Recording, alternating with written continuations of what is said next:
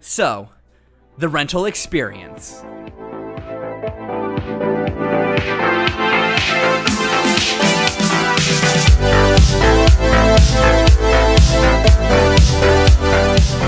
What do you think? It's gone. It's dead. It's been over forever. Family Video is the only one left alive. Family Video is keeping it alive, which I respect, and I still use them from time to time. I don't think I've ever rented anything from Family Video. I still do. I have a thing worked out with my local one. Do you know why they're still open? Because they sell their video games for $5 and they have the refurb service. The refurb service. Don't you worry. I'm about to bring that up. Yeah, we're gonna bring it up. It's coming. But I respect Family Video for still trying to maintain a foothold in like a subsect of the industry that's basically dead. Mm-hmm. And like I said, I still use Family Video from time to time. No, you're good. It's above your foot. I have a thing worked out for them that's where, like, if I don't get a game early for review, like, they'll set aside a game for me so I can go in and just pick it up the morning of. Oh, that's cool. You know, if it's something that I'm not going to purchase, which, let's be honest, isn't very often, because if I don't get a game for review, I typically buy 90% of my games. Mm-hmm. But I respect Family Video for that aspect. But dude, I miss being like a kid. I remember growing up riding my bike to like movie gallery. Which I don't know if that was everywhere or if that was just in the area I was in. I've never heard of it, so. Movie gallery, I forget what else. Like, it was like First Row Video, it was first, and then it became Movie Gallery.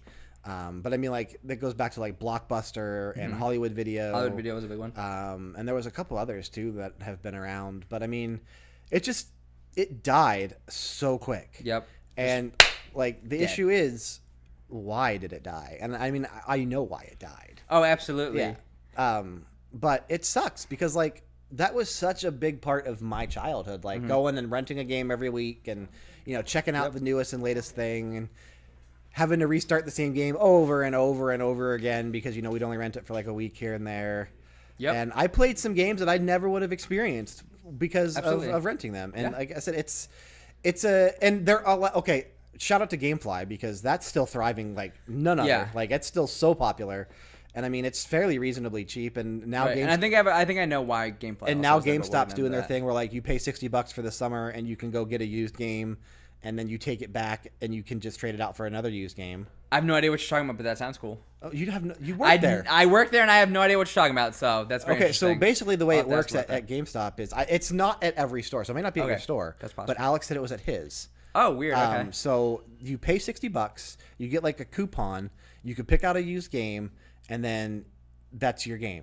You keep it for as long as you want. It was from June 12th to like the end of August or something like that. Oh, wow. And when you're done with that game, or if you take it home, you don't like it, you can take it back the same day. Right. You can take it the next day. You can keep it however long you want. You can keep it for the full summer and totally waste $60 if you want to do that. Right. But you can go in and there's no limitations to how often you can switch out that one game. You can only have one out at a time. Right. But you take the game back, your coupon, and the receipt, and you just pick another used game.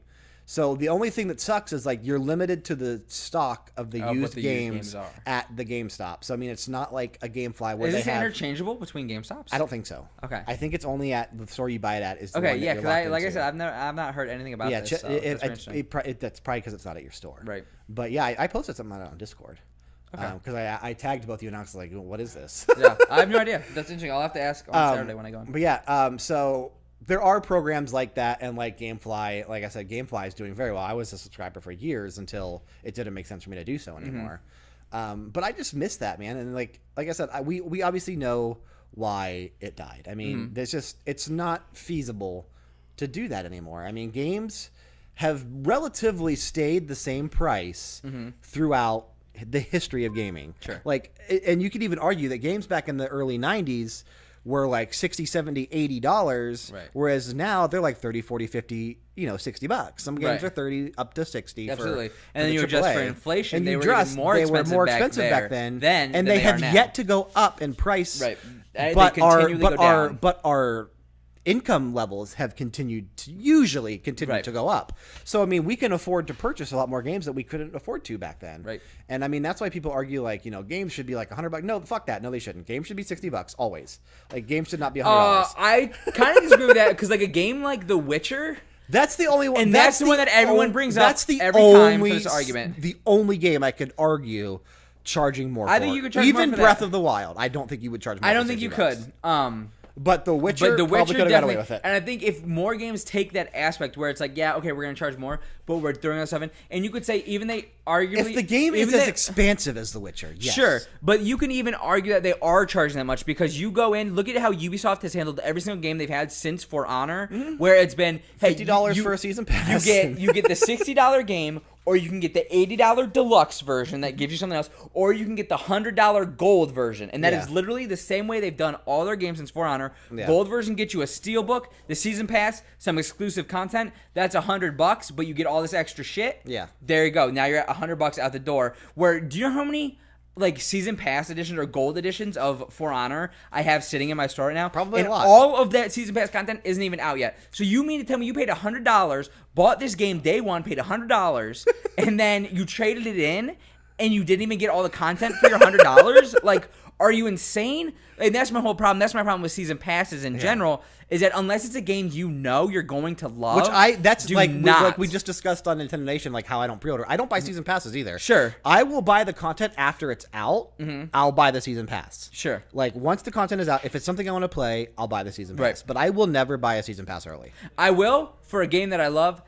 Example being Breath of the Wild. I haven't bought it yet. Day one, bought the expansion pack for Breath of the Wild. I will not buy the expansion pack or the season pass for Breath of the Wild until DLC 2 is out. Like, I will not buy it for DLC 1 because there's not enough stuff that I want to do in there. Like, the map feature and that kind of stuff is not enough for me to spend the $20. Absolutely. But once that new story is out, oh yeah, dude, I'm in. Right, and see, and that's the thing is, so for me, it's the promise of that new story that I was just like, yep, here you go, take my money now, been burned so I don't have to worry about it. Exactly, but I've not been burned by Zelda. Sure. But I've been burned by Ubisoft and their other games. So it's like, yeah, For Honor, not going to buy that season pass. No. Injustice, I haven't even bought that season pass yet. And I know I'm going to love it because I want all the characters. But I don't even know if I'm going to hold on to that game. So it's like, could you imagine if I had bought the season pass? Oh, yeah, I'd be pissed. And then now I want to sell that game? It's like, crap, I didn't even get any of the characters. You know what I mean? So it's like that I'm waiting on. So that. But Zelda, that I know I'm never going to get rid of ever. Yeah. It's like, cool, that's definitely worth the season pass. You know what I mean? So... I don't know, but this isn't a season pass topic. This is more of a the rental thing. Put that in the bank for another episode. Yeah, exactly. So, but flipping back to the rental thing, especially Blockbuster Friendly Video, Hollywood Video, all that, their big thing, I would say, isn't even video games, but movies.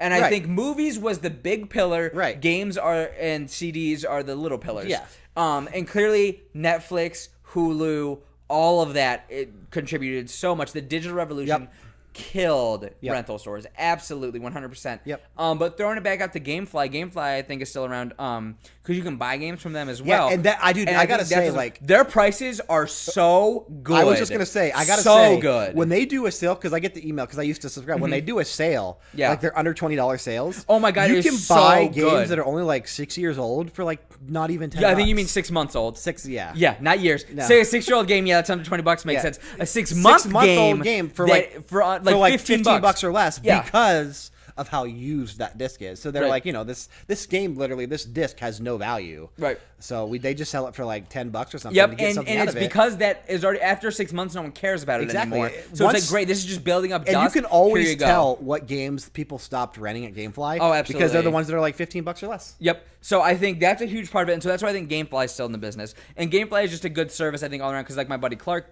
does that too. Yeah. And he does GameFly and it's like $20 a month or something like that, but he gets 2 games at once. Yeah. And like that's really cool. So it's like cool. That's why I don't think GameStop's version is as appealing as GameFly, but it's a step in the right direction. Absolutely. For a company that's trying to survive in this day and age. Exactly. And I think throwing it out back to Blockbuster, what I used to do over summer breaks when I was in grade school or in high school and stuff when I couldn't drive, was at a Blockbuster literally right down the street from my house. Yeah. And I would walk to it. So I could walk to this Best Buy or walk to this Blockbuster. Yeah. Go in and it was $14.99 and it was $14.99 a month and you could rent any 2 games you wanted. Okay, yeah. As long as they were in stock, but it was $14.99. Yeah.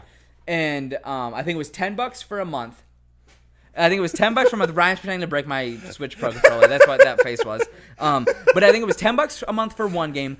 15 for 2 games. Yeah. And for whatever reason, Blockbuster never did like ID checks. So I was like early high school, like 9th grade, and I remember I got the Wolverine Origins game. Yeah. And that was so fun. Took it home, played it, beat it in a day, took it back the same day, and was like, all right, hey, here you go. I'm ready to get my next game. And I mean, I would go and just try out games. Get your money's worth, hate man. it, Get your and like money's go back worth. and like $15 per month. I would just do it. I was getting my exercise walking there, you know, and stuff. Come home, get a game, you know, all this stuff. Yeah. I remember I would go rent a game. and there was a pizza place right next to it, I'd rent the game, Dude, same way pick up with a me. pizza, walk home, walk back down the street with a pizza and a game on top, go in, spend the whole night in my room playing this new game I Yeah. just got and eating a pizza. Yeah, you know what I mean? Back, Like back in absolutely like incredible. the mid '90s and the late '90s is when I was really doing this. When I always mentioned like riding my bike to the family or not the family, the movie gallery.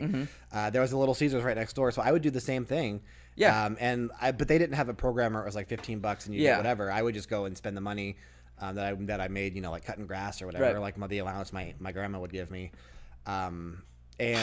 But like those games that I remember, like Glover, Star Fox, Glover, I had it. Fuck, dude, Glover's such a good game.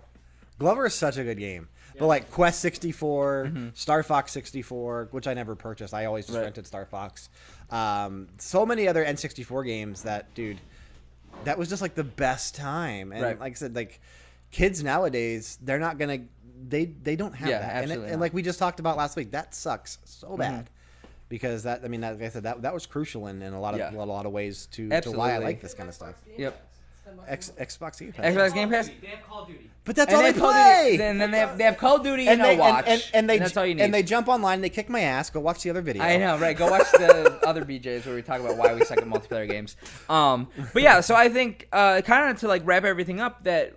Like the whatever happened to the rental stuff is we know it was the digital revolution. We know why. We know it's why. gone. Like it's not I hard just to miss figure it. out. I just but miss I it. just miss it, and man, I wish it was back because it was Because so GameFly good. is not the same. Like sitting there waiting for Waiting the for it postal to come in guy. the mail, Like, that and it's fucking just an sucks. envelope. You don't and get it the takes case. You don't 3 get all this days stuff. to Yeah. ship it back. I love 3 that. days. Absolutely, 3 days to not, get the not a title fan back. of it. But it's like even as the digital revolution comes even closer, encroaching on the gaming thing, which if we haven't done a BJ's video on that, we should. Yeah, we we will. We'll do I that. thought we did, but maybe not. We haven't done it, but I mean, That'll be a really good one. In that episode, be prepared for me to tell you why GameStop is going to die eventually. Oh, I know GameStop's going to die. Believe me, I know GameStop in the next maybe 10 to 15 years will no longer be here. GameStop will go away before Best Buy. Oh, absolutely, because Best Buy has everything else. Yep. Best Buy, you can get your freezer, you can get your refrigerator, Yep. you can get your washing machine from Yep. Best Buy.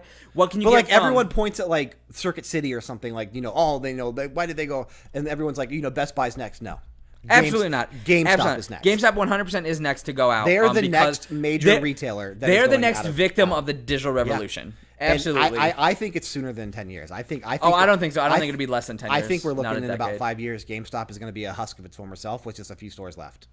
See, I don't think so. I don't think it'll be that point, but I think it Blockbuster Video. it will be different. Basically. Yeah, it will be different than what it is now, and you can tell because Because they're of- trying things like this rental service. They're trying and- this rental service. They're trying collectibles. Yeah. They're doing game trust. They're doing. They're trying- That's they're another one. trying- That's a separate video of the They're future trying of GameStop. to be FYE. They are trying so much to be FYE, and ThinkGeek. They own ThinkGeek, which is its own company now, and that's their whole. And they're trying collectibles to thing. start actually publishing video games. That's Like, what Game Trust is. like, they're and trying it to- sucks because all the Game Trust games suck. I know. And if they were good games, then it would be fine. we got to save this. I know, and so yeah, this is everything. So we're gonna cut this one off here, but We got to save this for. We got to save cut this. the feed. Save this for another BJ's. Yeah, That'll absolutely. be next week. That'll be a nice, That'll nice be next juicy week. BJ, nice slobbery BJ.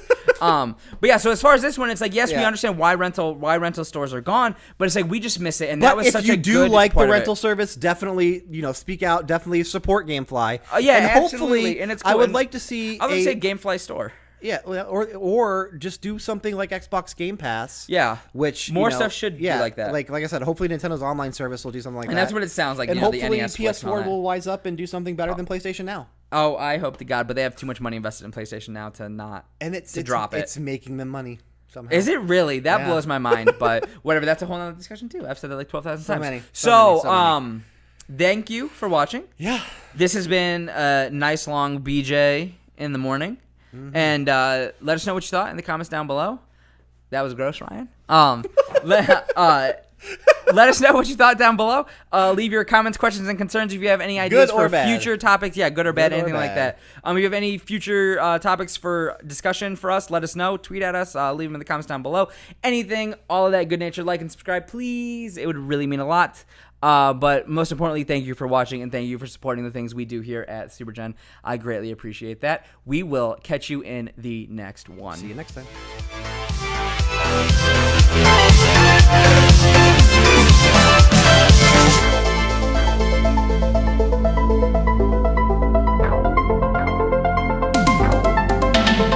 Hey guys, Thanks for watching that video. I hope you liked it. I really hope you enjoyed it. Please leave a like and subscribe because that would be awesome. And if you're interested, check out our other videos here, and subscribe over there. Really helps us out. I appreciate it. Catch you in the next one.